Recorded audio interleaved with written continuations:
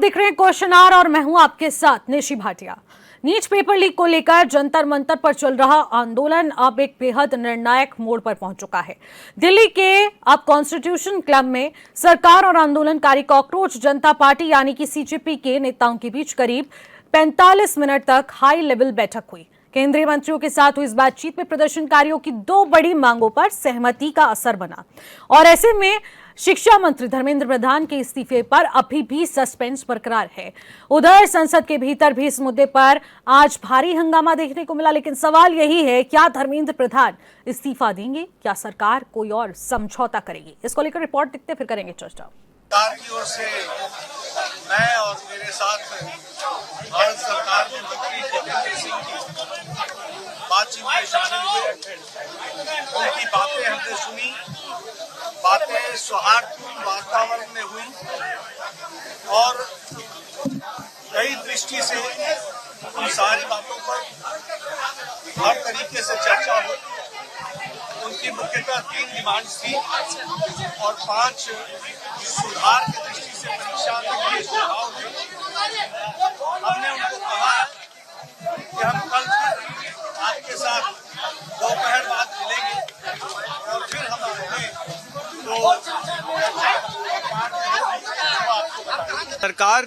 सरकार ने जो 2 हमारी मांगे हैं, जो 3 हमारी मांगे हैं, उनमें से 2 मांगों पर काफी पॉजिटिव रिस्पांस दिया है और काफी इन प्रिंसिपल एग्रीमेंट दिखाया है। 1 करोड़ कॉम्पनसेशन पर और जो लीगल केसेस की जो हमने बात की थी, ना सिर्फ जो अभी एफआईआर हुई है बल्कि एक सोवरेन गारंटी हमें दी जाए ताकि जो भी प्रोटेस्टर्स हैं यहाँ पे उन पे फ्यूचर में भी कोई एफआईआर या लीगल केस ना हो।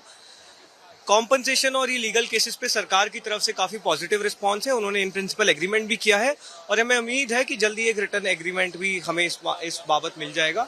कल दोपहर में सरकार ने फिर से एक और मुलाकात की बात की है और हमने बताया है कि हमें जल्द ही अब एक ठोस निर्णय इस मुद्दे पर चाहिए। को झूठ बोलना बंद करना पड़ेगा। सरकार ने हमारे फ्यूचर पर आक्रमण किया है और फ्यूचर क्या कह रहा है? फ्यूचर सिर्फ 3 चीजें कह रहा है। पहली बात,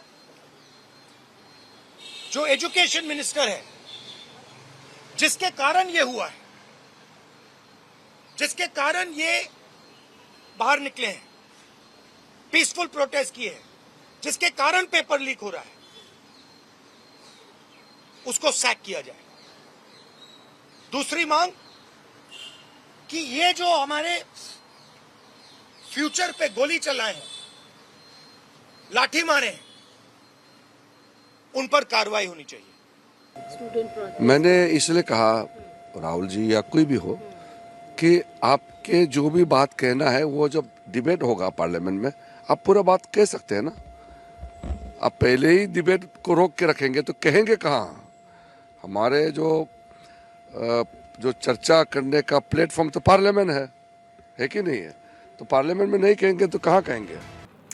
तो इस्तीफे से कम कुछ भी मंजूर नहीं। देखिए, दिल्ली में हुई केंद्रीय मंत्रियों और सीजेपी के प्रतिनिधिमंडल की बैठक में ये एक फैसला लिया। शिक्षा मंत्री धर्मेंद्र प्रधान के इस्तीफे से कम कुछ और मंजूर नहीं होगा। आत्महत्या करने वाले छात्रों के परिजनों को 1-1 करोड़ रुपए मिलने चाहिए। तो आंदोलनकारी छात्रों पर मुकदमे वापस लिए जाए। पेपर लीक पर घिरी सरकार, सड़क से संसद तक प्रदर्शन होगा। सरकार से अब वक्त मांगा है, कल शाम तक का वक्त है। पेपर लीक पर अब टकराव जारी है और कल शाम में नतीजा होगा। तो दूसरी तरफ युवाओं के गुस्से से देश गरमा चुका है, सरकार पर भी दबाव बढ़ता जा रहा है। पेपर लीक पर सियासी संग्राम भी छिड़ चुका है। ऐसे में पेपर लीक पर देश में उबाल है, संसद में भी इसका उबाल देखने को मिला। इस्तीफे की मांग पर अब युवा अड़ चुके हैं और शनिवार दोपहर तक का इंतजार करना होगा। पेपर लीक रुके ना रुके, जवाब सरकार से लिया जाएगा। युवाओं के सवाल पर अब वो डटे रहे हैं और उन सवाल का जवाब एक ही है। अब विपक्ष देखिए क्या मांग रहा है, देखते हैं कि आखिरकार क्या कुछ उसमें गतिरोध चल रहा है, क्या कुछ मांगे हैं विपक्ष की। अब पेपर लीक रोकने के लिए सख्त कानून बनना चाहिए। आंदोलनकारी छात्रों पर जो दर्ज मुकदमे हैं उन्हें वापस लिया जाए। लाठीचार्ज और प्रदर्शन के दौरान हुई कार्रवाई को लेकर निष्पक्ष जांच होनी चाहिए और ऐसे में लाठीचार्ज छात्रों पर पूरी तरह बंद हो जाना चाहिए और जिन जिन ने ये लाठीचार्ज किया उन पर कार्रवाई होनी चाहिए। तो ये विपक्ष मांग उठा रहा है। विपक्ष का ये भी कहना है कि फिर भी धर्मेंद्र प्रधान के इस्तीफे से कम में कोई मंजूरी नहीं चलेगी, कोई भी समझौता नहीं होगा। एक जो धर्मेंद्र प्रधान का इस्तीफा है वो नॉन नेगोशिएबल डिमांड हो चुका है। बड़ी बात यह है कि आखिरकार विपक्ष अपनी मांगों पर अड़िग है, सीजेपी अपनी मांगों पर अड़िग है, युवाओं का प्रदर्शन धरातल पर थमने का नाम नहीं ले रहा है। यानी कि केंद्र के अलावा भी अन्य राज्यों में इसी प्रकार से विरोध दर्ज किया जा रहा है। चाहे बिहार की बात कर ली जाए, जयपुर की बात कर ली जाए, महाराष्ट्र की बात कर ली जाए, मध्य प्रदेश की बात कर ली जाए, लगातार तस्वीरें आ रही हैं जहां पर बहुत ही हाई लेवल का प्रोटेस्ट शुरू हो चुका है। कई जिलों में कांग्रेस पार्टी के कार्यकर्ता लगातार प्रदर्शन कर रहे हैं। कांग्रेस पार्टी के कार्यकर्ताओं का यही कहना है कि हम युवाओं के साथ डटे हुए हैं। बाकी अन्य विपक्षी दल भी सरकार के खिलाफ नजर आ रहे हैं।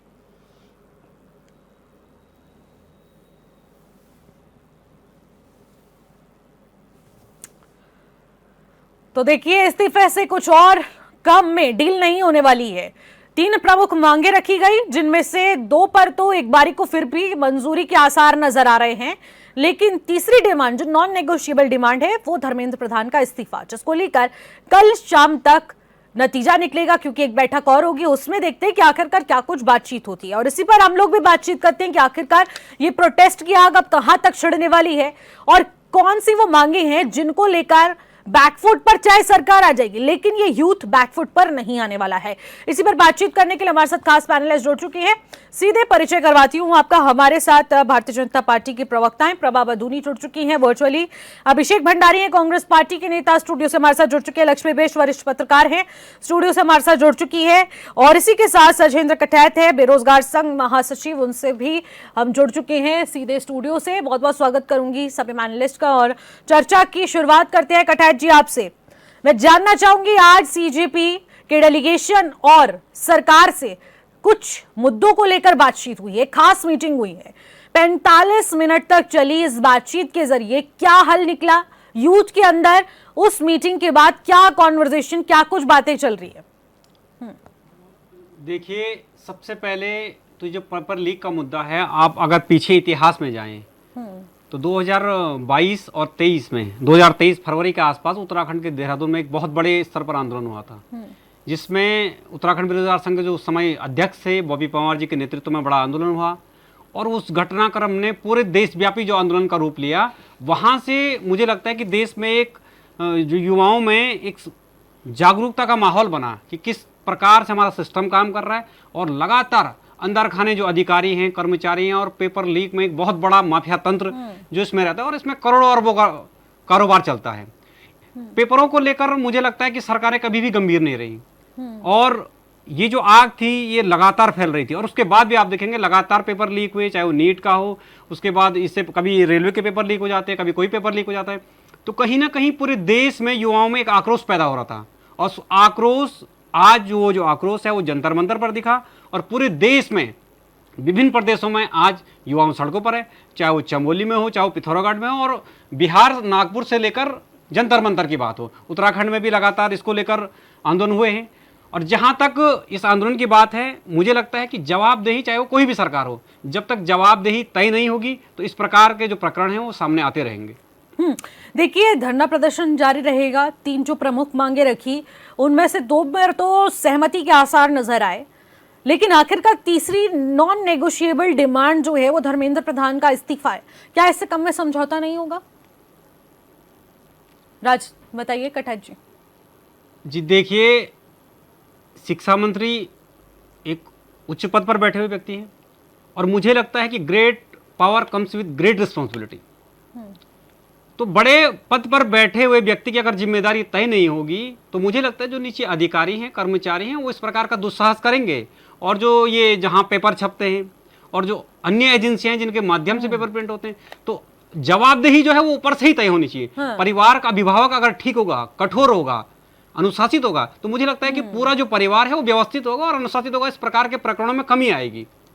देखो, शनिवार को देखिए अग्नि परीक्षा होगी और उसमें पता चलेगा कि आखिरकार धर्मेंद्र प्रधान इस्तीफा देते हैं या फिर नहीं। लक्ष्मी बेश जी, क्या कुछ कहना चाहेंगे आप कि आज 45 मिनट तक एक बंद कमरे में चर्चा होती है, जहां पर सीजेपी का प्रतिनिधिमंडल, उधर केंद्र सरकार के प्रतिनिधिमंडल, जेपी नड्डा आमने सामने होते हैं, चर्चा हो रही है, 3 प्रमुख मांगे रखी जाती हैं, उनमें से 2 पर तो सहमति बन गई, तीसरी में पे चढ़ते हुए नजर आ रहे हैं, उसको लेकर सस्पेंस बरकरार है। लेकिन अभी यूथ डटा हुआ है ग्राउंड जीरो पर। क्या कहना चाहेंगी कि आखिरकार इस पर समझौता हो पाएगा, क्या निर्णय आ सकता है?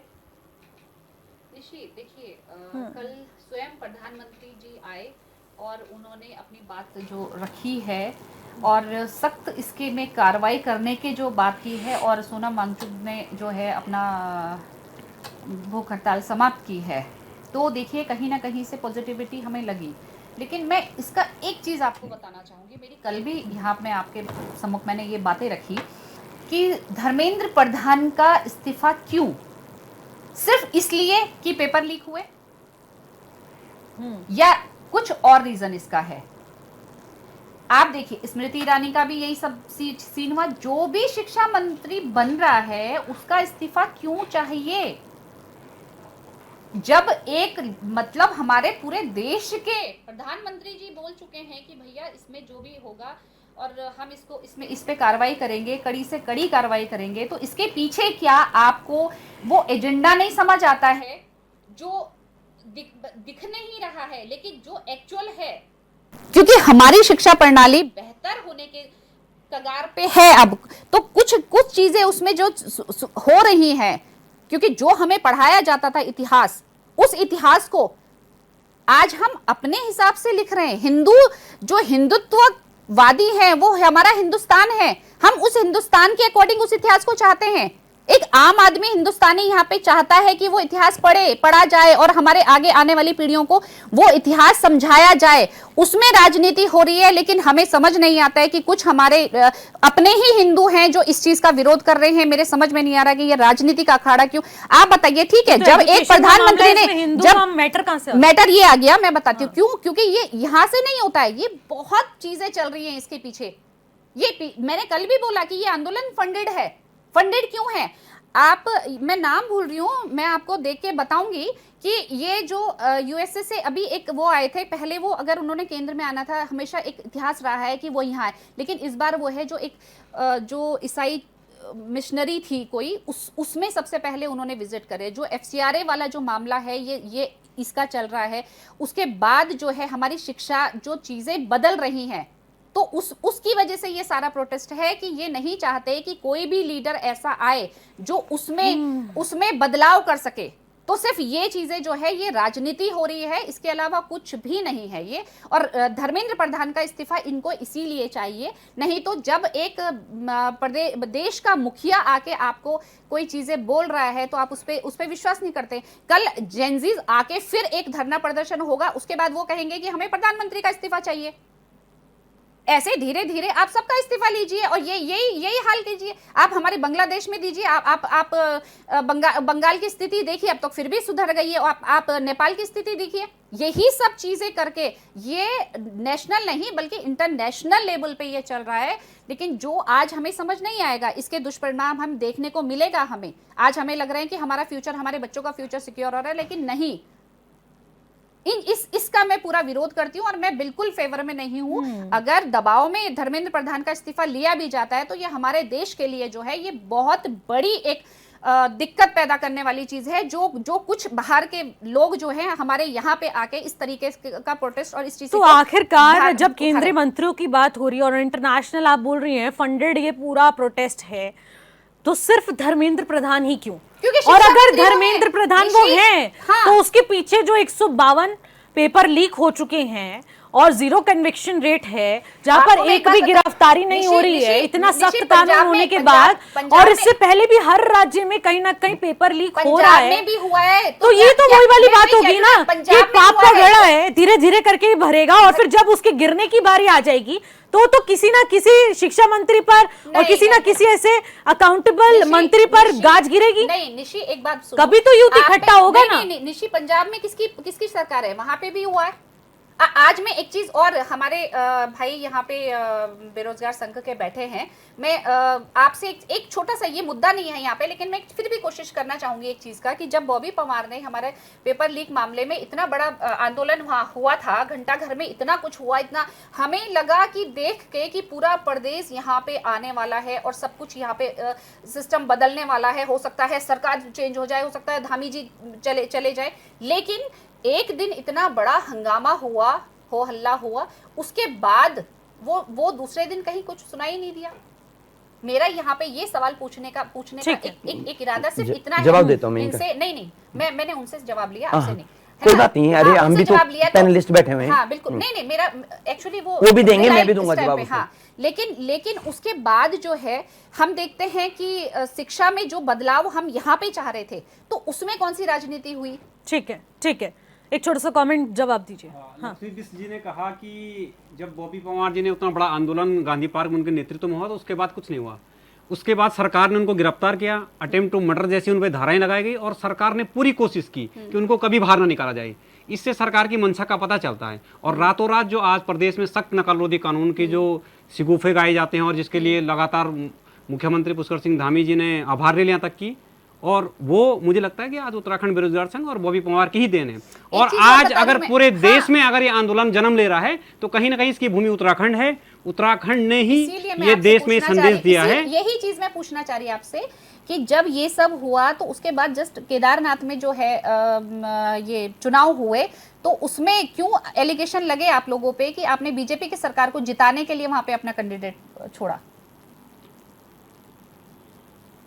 देखिए, इस पे तो मैं कोई टिप्पणी अभी करना नहीं चाहता हूँ। मैं एज ए उत्तराखंड बेरोजगार संघ के ओर से ही इसमें टिप्पणी कर सकता हूं। मेरा कहने का मतलब यहाँ पे उस सब्जेक्ट को लाना नहीं था।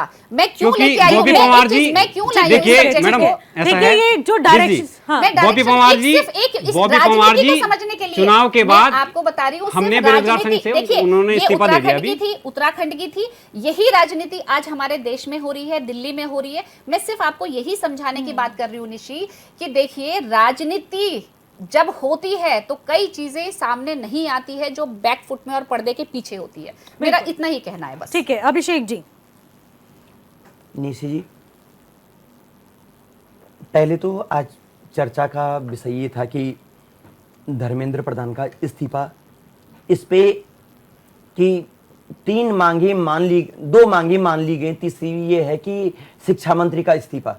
अब हमारी बड़ी बहन लक्ष्मी जी पता नहीं कहां से इस टॉपिक को कहां ले गई हैं कि अभी आप इन्होंने कहा ना कि यही रिलेट कर रहा है, यहाँ की राजनीति जब शिक्षा की हुई है वही बाहर गई है। ठीक है, मैं अब आपने बोला स्मृति ईरानी का इस्तीफा, निशंक जी का इस्तीफा, और अब आप धर्मेंद्र प्रधान जी का इस्तीफा। बात इस्तीफे की नहीं है। इस्तीफा देकर क्या धर्मेंद्र प्रधान जी इस्तीफा देंगे तो ये अकाउंटेबिलिटी फिक्स हो जाएगी क्या? एग्जैक्टली मैं यही कहना चाह रही हूँ। नहीं निशी जी, आप अपने टर्म पे बोलिए। अगर मैं बीच में इंटरप्ट करता तो आपको कैसा लगता है? मैं एक बार बोलने दीजिए। मैं ये बोल रहा हूं कि जब 10 सालों में, इससे पहले भी हुए होंगे, लेकिन 10 सालों में लगभग 152 पेपर जो दिख रहे हैं लीक हुए हैं, और उसके अलावा जो अभी पता भी नहीं है कि कितने लीक हुए हैं। आप बोल रहे हैं कल प्रधानमंत्री 12 बजे रात आते हैं, एक सोनम वांगचुक ने अपना आमरण अनशन तोड़ दिया। ठीक है, अच्छी बात है। अगर जिम्मेदार वहां पे मंत्री गए हैं, जेपी नड्डा जी और लोग भी गए हैं, केंद्र के यूनियन मिनिस्टर गए हैं, तो उन्होंने कुछ बातें करी होंगी, उनकी कुछ बातें हुई होंगी। ठीक है, लेकिन अगर आप ये बोलेंगे कि अकाउंटेबिलिटी, मैं अभी फिर दोबारा वापस आ रहा हूं, 152 पेपर लीक हो गए हैं, और आप जा रहे हो कि यहां पे कोई विदेशी फंडिंग हो रही है या कोई बाहर से चला रहा है। भाई कोई कहीं से भी चलाए, सरकार तो हमारी है ना। हमारी सरकार को तय करना है कि ये किस दिशा में जाएंगे। प्रधानमंत्री जी, ये वांगचुक जी का 26 दिन का अनशन कल समाप्त हुआ, और 12 बजे रात, ये तो आते थे 8 बजे रात को, लेकिन 12 बजे रात आए, और आप बोल रहे हैं कि उन पे विश्वास कीजिए। करेंगे, प्रधानमंत्री पे भी विश्वास करेंगे। ये तो वांगचुक भी बोल रहे हैं, ये तो वांगचुक ने भी एक्सेप्ट किया है कि देखिए अगर कोई देश का प्राइम मिनिस्टर जो कोई भी देश में इतने प्रोटेस्ट होते हैं जी। वो अगर खुलकर सामने कभी भी नहीं आया। उन्होंने खुद अपने इंस्टाग्राम पर रील अपलोड करी जी। और उन्होंने इस चीज की अकाउंटेबिलिटी ली है जी। कि हाँ हमारी जिम्मेदारी नहीं। बनती है और हम एजुकेशन सिस्टम को स्ट्रॉन्ग करने के लिए लगातार काम कर रहे हैं। फास्ट ट्रैक कोर्ट में केसेस चलाएंगे बिल्कुल। और जो भी प्रधानमंत्री- अपराधी होगा उससे बख्शा बिल्कुल भी नहीं जाएगा। प्रधानमंत्री जी का इस बात का धन्यवाद है। तो मैं उन्होंने आपसे ये जानना बोला चाहती कि हूँ इतने सख्त कानून माने और इतने फास्ट अगर ट्रैक आश्वासन कोर्ट में, मिल रहे लेकिन हैं, आप बताइए, आप ये एक चीज बताइए, जब प्रधानमंत्री जी का संदेश या इतने दिनों से वार्ता चल रही थी, कल उत्तराखंड का एक टीईटी का पेपर लीक हो जाता है और मैं यूटी। अभी उत्तराखंड पे आ रहा हूं। उत्तराखंड में बताते हैं कि पूरे देश का सबसे कठोर कानून है और जिस दिन से कानून बना उस दिन से करीबन 14-15 पेपर लीक हो गए और आज एक भी आदमी सलाखों के पीछे नहीं है। तो क्या इतना कठोर कानून है जो सलाखों के पीछे ही नहीं डाल पा रहा है, जो इसमें लिप्त है, या कोई लिप्त ही नहीं है? क्या सरकार खुद करवा रही है? आप बताइए ना, इतने दिनों में क्या कर रहे हैं? अभी बॉबी पंवार जी की बात कर रहे हैं कि बॉबी पंवार जी, इतना बड़ा मूवमेंट युवाओं का यहाँ उत्तराखंड से चला, ठीक है, अच्छी बात है, इन्होंने युवाओं की आवाज बनी। आज देश भर में ये आवाज धीरे धीरे सबके दिल में रही होगी, लेकिन एक बॉबी पंवार उनको प्लेटफॉर्म मिले। लेकिन एक सवाल पूछना चाहूंगी अभिषेक जी आपसे। अभिषेक जी, क्या मैं आपसे एक एंगल पूछना चाहती हूँ, ये कोई भी रिलेटेड सवाल हो सकता है आप लोगों के लिए, लेकिन मैं आपसे आपका पॉइंट ऑफ व्यू इस चीज में जानना चाहती हूँ। इस वक्त देश में सबसे ज्यादा परेशान यूथ है और यूथ एक सबसे बड़ी स्ट्रेंथ भी इस देश की है, ठीक है? क्या उसका मिसयूज हो रहा है यहाँ पर डाइवर्ट करने के लिए पूरे केस को? निशी जी, ये तय हमारी सरकार को करना है, हमारी सरकार को करना है, क्योंकि सरकार देश चला रही है कि युवाओं का मिसयूज हो या ना हो, ये सरकार को तय करना है। सरकार एक मुद्दे पे इसलिए अडिग हो रही है धर्मेंद्र प्रधान जी की इस्तीफे के लिए। अगर एक इस्तीफा हो गया तो इस्तीफों की झड़ी लग जाएगी।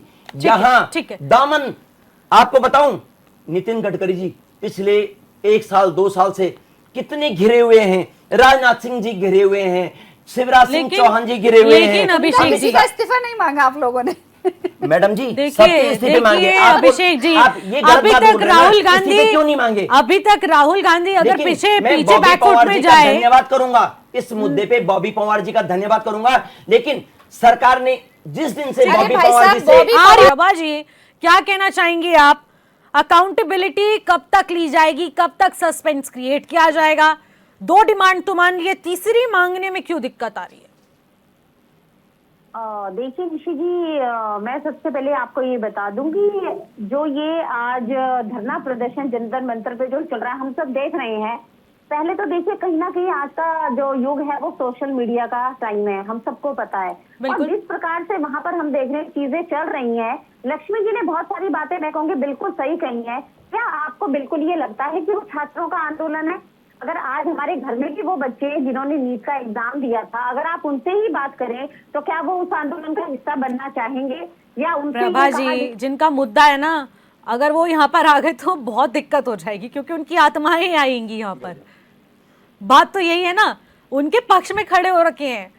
कुछ ऐसे बच्चे हैं जिनका भविष्य इससे जुड़ा हुआ है, जो बहुत सपने सजोकर बैठे हैं। ऐसे नहीं बोला जा सकता, ये जरूर बोला जा सकता है कि कोई बहती गंगा में हाथ धोने जरूर पहुंच जाए। जी प्रभा जी, प्रभा जी आवाज मिल पा रही है? हेलो जी प्रभा जी बोलिए।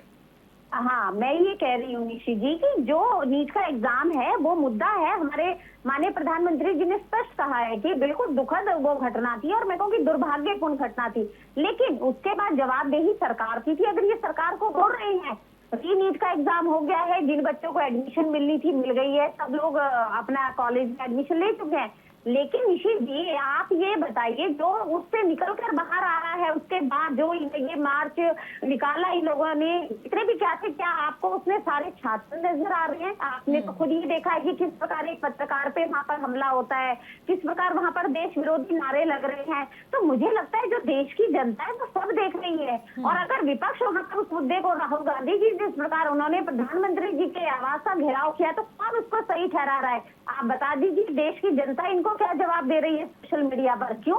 क्योंकि लोगों को पता है कि इनकी कथनी और करनी उन्होंने में कितना फर्क है। वो छात्रों की, छात्र कितने, मैं ये नहीं कह रही वहाँ बिल्कुल छात्र नहीं होंगे, लेकिन वो छात्र हैं जिनकी कंधों पे, मैं कहूँगी, बंदूकें रखी ये लोग अपनी राजनीतिक रोटियां सेक रहे हैं। और मैं आपको ये बता दूं कि जो ये कांग्रेस कह रही है कब इस्तीफा दो, आप ये बताइए, जब इनके समय में इतने पेपर लीक हुए, कोई शिक्षा मंत्री ने इस्तीफे दिए? इनके तो शिक्षा मंत्री का अगर आप देखें, इनके शिक्षा मंत्री तो ये बयान देते थे जब इनके कांग्रेस में पेपर लीक होते थे, तो कहते थे कि शिक्षा मंत्री ने पेपर लीक करवाया है। सबको पता है कि जो नेशनल टेस्टिंग एजेंसी है वो पेपर कराती है, अलग अलग यूनिवर्सिटीज में पेपर जाते हैं, वहां पर कौन सा चैनल ऐसा बना और उस पर जो दोषी पाए गए वो सलाखों के पीछे भी है। और दूसरा, इससे पहले मैं और आपको इनकी मैं बताऊंगी ये लोग किस प्रकार की दोगली राजनीति करते हैं। तो कल ही पंजाब में 19 तारीख को फार्मेसी का पेपर लीक हुआ, उसमें तो डायरेक्ट जॉब मिल रही थी, तो वहां पर ये क्यों नहीं जा रहे? अगर ये इतने ऑनेस्ट हैं छात्रों के प्रति, तो ये वहां क्यों नहीं गए? वहां पे छात्रों पे जब डंडे चल रहे हैं, तो केजरीवाल जो यहाँ पर बैठ के बच्चों को भड़का रहा है, तो ये वहां पर क्यों नहीं जा रहा है? वहां के शिक्षा मंत्री को क्यों नहीं ये बर्खास्त करने की बात कर रहे हैं? वहां बच्चों पे आप लाठियां चला रहे हो। केरल में जब बच्चों ने पेपर दिया नीट का, यही इसी की मैं बात कर रही हूँ निशी जी, जब वहां पर बच्चों ने आंदोलन किया तो उनके ऊपर किस प्रकार पानी की बौछार की गई, किस प्रकार बच्चे घायल हुए, वहां ये लोग क्यों नहीं आंदोलन कर रहे हैं? मेरी समझ में तो ये चीज नहीं आ रही है, अगर आप इतना ऑनेस्ट हो अपने आंदोलन के लिए। तीसरी बात मैं ये कहना चाहूंगी कि जब कांग्रेस की सरकार थी तो उसमें कितने एग्जाम ज्वाइन किए हुए, मैं नहीं कहती कि एग्जाम ये पेपर लीक होने चाहिए, लेकिन अगर अकाउंटेबिलिटी की बात करते हैं तो इनके जो शिक्षा मंत्री है उनका बयान हमने सुन लिया उस समय, कितने 2004 से लेके और 14 तक मैं आपको बताना चाहूंगी कितने पेपर इनके, ये तो देखिए नीट का एग्जाम था, यहाँ तो सीबीएसई 12th के लगा लो, आईसीएसई के पेपर लगा लो, 2006 में देख लो सीबीएसई 12th का पेपर इनका लीक हुआ था, 2007 में AIEEE का पेपर लीक हुआ था। अगर मैं आपको बताऊं, निशी की आवाज आ रही है आपको? बिल्कुल आ रही है। हाँ, 2013 में ही देख लीजिए, इनके 13 के 3 पेपर लिख में से पूछिए ना इनसे, अगर इनको रिकॉर्ड रखना है ना। आज हर चीज सोशल मीडिया पे अवेलेबल है, जनता देख रही है। प्रभा जी देखिए तो तब ये लोग कहते हैं कि जनता ईवीएम हैक कर दिया। देखिए निशी जी, कोई ईवीएम हैक नहीं करता है, आपको जनता की बात भी सुननी पड़ेगी। आप केवल छात्रों के कंधे पे बंदूक रखकर अपनी राजनीतिक रोटियां नहीं सेक सकते हैं। 2014 में ही मैं ये कहूंगी, 13 के बाद इन लोगों के ही राज में प्रियंका वाड्रा का आपने बयान खुद सुना होगा, फिर आप हम सब लोग देख रहे हैं। देखिए प्रभा जी, बहुत नीट है, समझ गई मैं आपकी बात कि आखिरकार कांग्रेस ने अपने कार्यकाल में पेपर लीक मामले पर अकाउंटेबिलिटी क्यों नहीं ली, ये आप लोगों का भी सवाल है। लेकिन उस समय इस तरीके से तो प्रदर्शन नहीं हुआ था ना, इतना यूथ एक साथ आवाज नहीं उठा रहा था ना, लेकिन इस बार यूथ आवाज उठा रहा है। और राहुल गांधी अभी पिछले 3 से 4 दिन से इस धरना प्रदर्शन में हिस्सा बने हैं, उससे पहले नहीं थे। तब भी तो आप संज्ञान ले सकते थे, जब इसमें पॉलिटिकल अफेयर नहीं था, आप तब भी तो इस मामले पर संज्ञान लेते। आपका कोई डेलीगेशन का व्यक्ति, केंद्रीय यूनियन का व्यक्ति वहां पर पहुंचता, उनसे बातचीत करता, क्योंकि एट द एंड इस तरीके से प्रदर्शन करके और इतनी सब हंगामा काटने, लाठीचार्ज के बाद एट द एंड आपको आना ही वार्ता पर है। जैसे अभी आज वार्ता हुई है, संवाद हुआ है, तो आखिरकार पहले ही संवाद हो जाता, पहले ही समझौते हो जाते, मांग सुन ली जाती, तो इतनी भसड़ और इतना बड़ा विवाद उत्पन्न ही ना होता, इतना टाइम वेस्ट ही ना होता, ना आपका ना उनका, ना इंटरनेशनली बेइज्जती होती। नहीं, देखिए निशी जी, इन लोगों का एजेंडा क्लियर था, क्योंकि अगर आप उस प्रोटेस्ट में पहले दिन से ही देख लीजिए, तो अभी की बात भी नहीं कर रही हूँ कि राहुल गांधी जी कब गए, जब आप पहले दिन से ही उस आंदोलन के दूसरे दिन से ही हम देखेंगे कि वहाँ किस प्रकार के लोग इकट्ठे हो रहे थे, किस प्रकार के नेता वहां पर वो वही गिने चुने नेता हैं जो हर प्रकार के, जब भी उनको लगेगा कि मोदी सरकार के खिलाफ हमें कुछ करना है, वो तुरंत पहुंच जाएंगे। मैंने आपको कहा ना कि यही सारी चीजें और राज्यों में चल रही है, तो ये लोग वहां क्यों नहीं जा रहे हैं, उन लोगों के पास क्यों नहीं जा रहे हैं? तो तो क्या ये तभी इकट्ठा होंगे जब इनको लगेगा कि कहाँ से सरकार के खिलाफ हमें बोलने का मकसद मिलेगा ठीक या है। ये मकसद इनका पूरा होगा?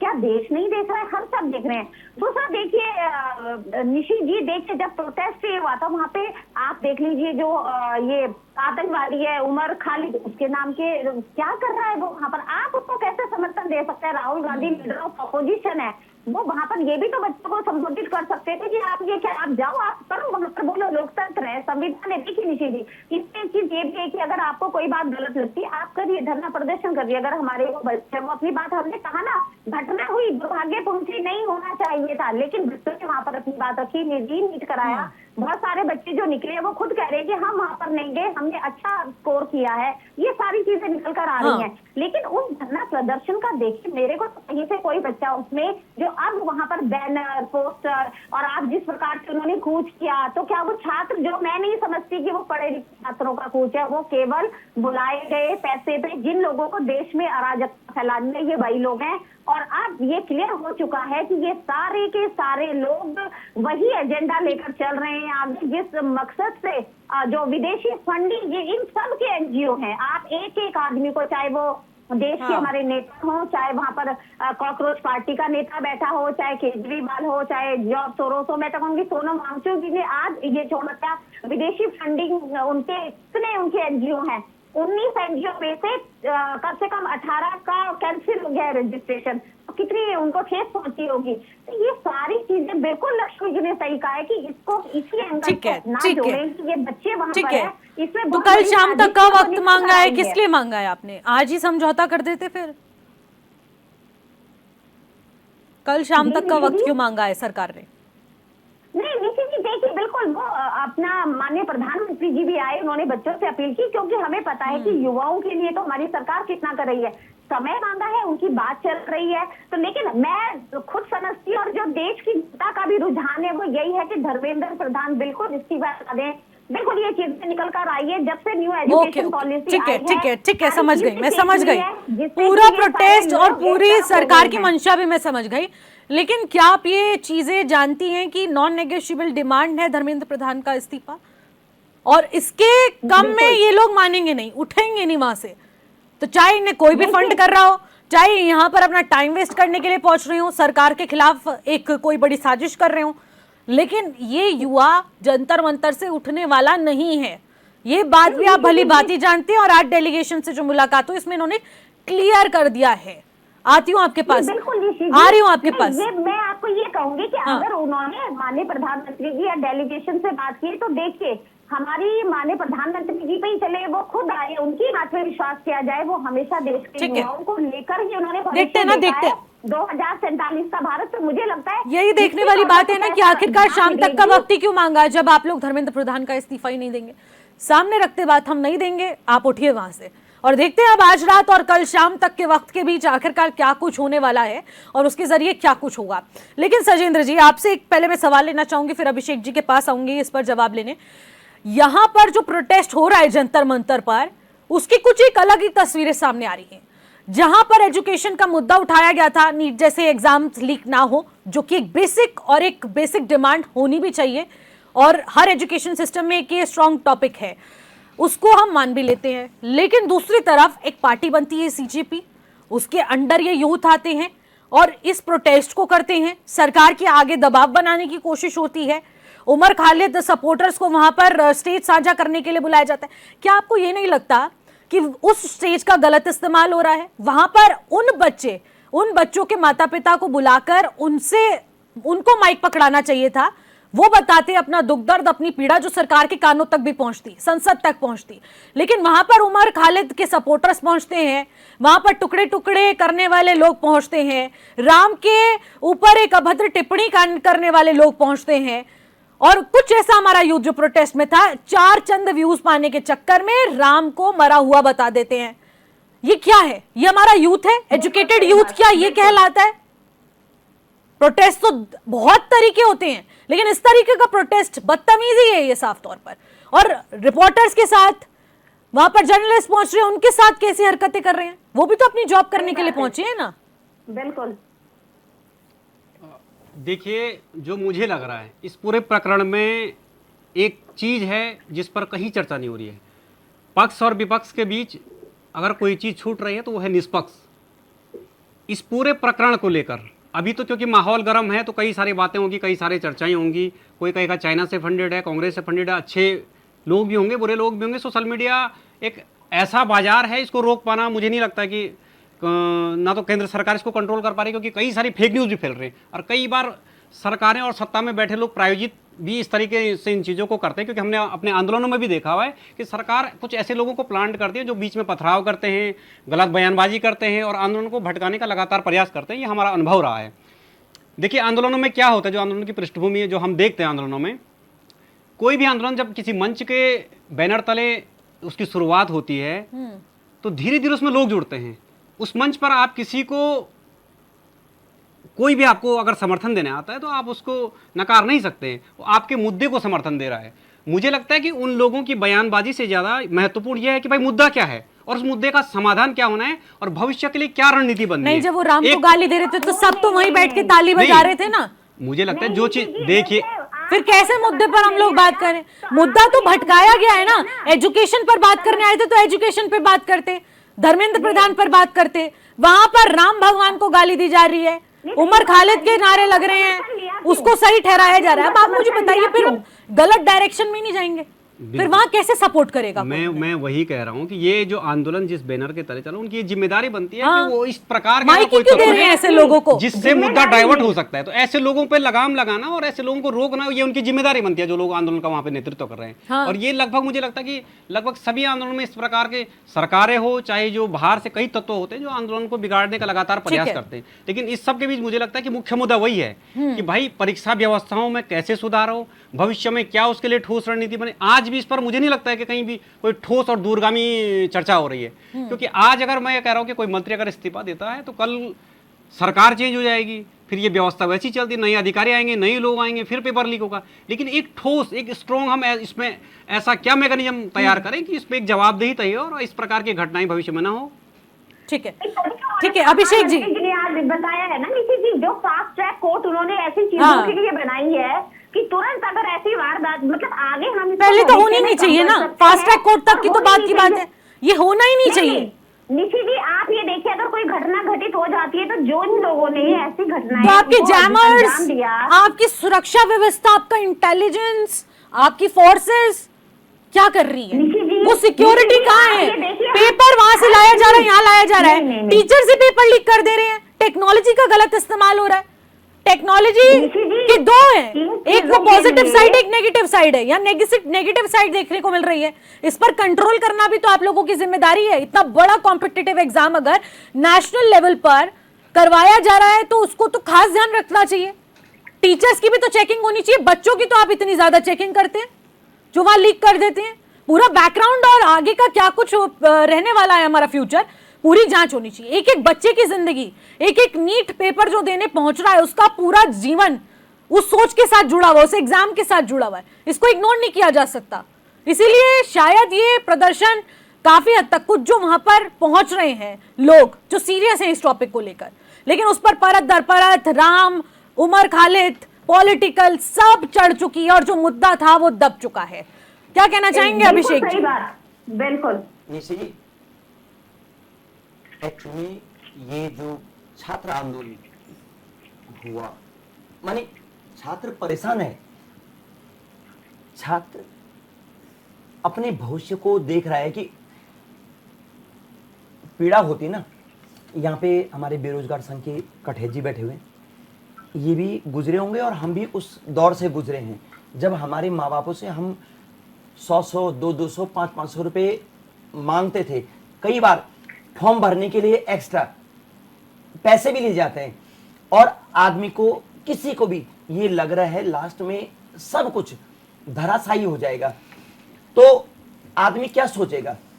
आपने देखा होगा कई लोगों ने सुसाइड करी हैं, कई छात्रों ने सुसाइड करी हैं। आदमी, उनके माँ बापों को ये पता नहीं कि मेरा बच्चा कल की डेट में जिंदा भी रहेगा या नहीं रहेगा।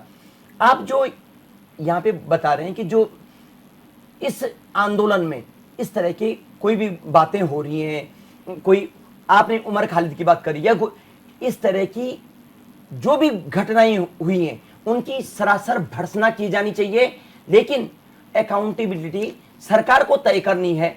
प्रधानमंत्री जी आए, उन्होंने फास्टैग की बात करी, निसंदेह बात करी, लेकिन मैं अभी आपको बताऊं, हमारे बेरोजगार संघ के भाई बैठे हुए हैं, जिस दिन बॉबी पवार यहाँ पे उन्होंने धरने से उठाए थे और मुख्यमंत्री जी खुद आए वहां पे, और क्या क्या उन्होंने मांगे मानी, क्या उन मांगों पे जितने 2, 4, 5, 7 पॉइंट रहे होंगे उन पे क्या बात हुई या नहीं हुई। आज भी मुझे लगता है केंद्र में भी यही होने वाला है। इन्होंने सोचना है कि बच्चे थक गए, इनके माँ बाप दोबारा बोलेंगे, लेकिन ऐसा लगता नहीं है। वहां पे लड़कों ने, बच्चों ने मार खाई है। आपने देखा होगा इलेक्ट्रिक डंडों से मारा गया है, डंडों पे कीलें लगी हैं, कैसे महिलाओं के साथ बर्बरता हुई है। निशी इनको रोके प्लीज, ये अपनी बात पे मैं फिर ठीक है प्रभा जी, रुक जाइए। देखिए समय बेहद कम है, अब खास चर्चा हो जाती है, सुझाव हो जाएंगे। प्रभा जी, मैंने उनकी भी भर्त्सना करी ना, ऐसे चाहे कांग्रेस का भी आदमी है, उसके लिए भी अकाउंटेबिलिटी तय करनी चाहिए। और जो ये बोल रहे हैं कि छात्र नहीं ला सकते, निशी जी, प्रभा बंदूनी जी ने राष्ट्रीय चैनल पे बोला है सोनम वांगचुक के 19 एनजीओ चल रहे हैं और विदेशी फंडिंग हो रही है, तो जेल में डालो ना। क्यों प्रधानमंत्री या यूनियन मिनिस्टर उनसे बात कर रहे हैं, आप उनको जेल में डालो ना। तो फिर आरएसएस आज बिना रजिस्टर्ड संस्था है, इसकी कोई रजिस्ट्रेशन नहीं है, तो आरएसएस को भी तय करना है और भाजपा को भी तय करना है। ये सारी चीजें चलेंगी नहीं। ठीक है। आप ऐसा रुक जाइए प्रभा जी रुकिए जरा, रुक जाइए। मैंने आपको पूरा मौका दिया, आपको सुन लिया मैंने, अभी मैंने आपको सुन लिया। रुकिए जरा, रुकिए। हाँ ठीक है, आप इनसे ये पूछिए क्या पत्थर पुलिस वाले लाए थे, वो डंडे जिनमें कीलें लगी थी, वो बच्चे नहीं ला सकते। मैं नहीं कह रही, उस प्रोटेस्ट में 3, 4 बड़े ट्रक के पत्थर कहां से आ गए, आप ये बताइए। आप बताएं, सरकार में आप हैं, आपको बताना है, आपको बताना है, सरकार में आप हैं। लक्ष्मी बच्चे लाए तो बताओ कौन बच्चा लाया। और यहाँ पे हमारी एक पत्रकार तनुश्री पांडे, वो दिल्ली हेडक्वार्टर गई, उन्होंने एक एक करके पत्रकार वहां पे दिल्ली पुलिस के नाम बताए कि आपने ऐसा क्यों किया। सारे दिल्ली पुलिस के भागते हुए फिरे, दिल्ली पुलिस जवाब नहीं दे पाई, तनुश्री पांडे का जवाब नहीं दे पाई। और आप जवाब दूंगी अभी आपसे, रुक जाइए, करेंगे, ये अच्छी बात नहीं है। ठीक है लक्ष्मी जी, एक फाइनल कमेंट दीजिएगा। अभी हमारे कांग्रेस प्रवक्ता ने बोला आरएसएस फंडिंग आती है, तो मैं अब याद दिला दूं कि कांग्रेस ने जो है आरएसएस को बैन किया हुआ था पहले, आप हिस्ट्री देखिएगा। और सोनम वांगचुक की जो बात हो रही है, तो ये पेट में दर्द सिर्फ इसलिए इन लोगों का हो रहा है क्योंकि अब एफसीआरए पे जो नए कड़े और प्रभावी जो कदम सरकार उठा रही है उसको बनाने में, तो धीरे धीरे आप देखिए कि कितने लोग जेल जाते हैं। और ये सारा प्रोटेस्ट क्यों बैठे हुए थे? नहीं, तो अब ला रहे हैं ना, अब ला रहे हैं। अरे कैसे बात कर, नहीं आप ला रहे हैं, समझ में आती है। इसके अलावा प्रधानमंत्री जी कैबिनेट की बैठक में बोलते हैं गर्मियों में पानी पी लो, कल रात में आके बोलते हैं जी, मैं आपके टाइम पे नहीं बोली ना मैं। आप सुनिए तो, लेकिन एनएसए जैसी धाराएं उसके बाद सब भी तो बीजेपी बोल रही थी ना, और अब खुद आप अनशन तुड़ाने के लिए वहां पर पहुंचे हैं। उसके बाद निशी मैं बताती हूँ ना, उसके बाद क्या हो रहा है ना, जो जब ये कानून आएगा तो उसके बाद देखिए ना, सिस्टम से ही कोई चीज होती है ना। और ये कह रहे हैं कि नहीं, देखिए आरएसएस इन्होंने कब से बैन कर रखा था, तो उसमें अभी तक जो कम से कम एटलीस्ट बीजेपी की सिस्टम तो कर रही है। मेरे पेट में क्यों मरोड़ आएगी अभिषेक जी? आप अपने राहुल गांधी को देखिए। मैं देखिए, मेरी बात सुनिए, मैं किसी पार्टी की नहीं हूं, आप पहले मेरी बात ध्यान से सुनिए। हम लोगों का एक विचारधारा है और हम उसी विचारधारा की बात करते हैं। ये गलत बोलना है यहाँ पे आपका कि मैं बीजेपी की तरफ से बोल रही हूँ या वहां से बोल रही हूँ। हम लोगों को जो दिखाई देता है, जो सुनाई देता है, हम उसी की बात रखते हैं यहाँ पे। क्यों आपको एक बात सुनिए, नहीं आपको ये दिखाई दिया है वहां पे जो लड़कियां जो जिस तरीके के नारे लग रहे थे, इंडिया विरोधी नारे लग रहे थे, क्या आप लोगों ने रोका? एक नहीं, मेरी बात सुनिए, किस टाइप का यूथ, नहीं किस टाइप का यूथ था? किस टाइप का यूथ था वहां पे जो ये कह रहे हैं कि मुझे सब्जेक्ट नहीं पता उनको कि मैं बीए कर रहा हूँ, मैं मुझको सब्जेक्ट नहीं, उस एज ग्रुप का बताइए। चाहिए ना। ठीक है, माफी चाहूंगी। पढ़ने वाले बच्चे कभी ये चीज नहीं करेंगे। पढ़ने वाले बच्चे कभी बहुत बहुत शुक्रिया आप सभी पढ़ा पैनलिस्ट देंगे। का, सभी पैनलिस्ट का बहुत बहुत शुक्रिया हमारे साथ जुड़ने के लिए, चर्चा में शामिल होने के लिए। देखिए, पेपर लीक पर आर पार जैसे सिचुएशन हो चुकी है, लेकिन धर्मेंद्र प्रधान के इस्तीफे से कम में यूथ मंजूरी नहीं लेगा, जंतर मंतर से प्रदर्शन स्थल से नहीं उठेगा। अब इसी के साथ कल शाम तक का वक्त सरकार के पास है और एक बार फिर से वो वार्ता होगी और उसके बाद देखना होगा कि आखिरकार धर्मेंद्र प्रधान का इस्तीफा होता भी है या फिर नहीं, या फिर यूथ के सामने कोई एक और प्रस्ताव यहां पर पेश किया जाएगा जिसको लेकर हो सकता है कि कुछ समझौता यहां पर बन जाए। आगे क्या कुछ होगा जल्द आपको अपडेट कराएंगे। फिलहाल मुझे दीजिएगा इजाजत, नमस्कार।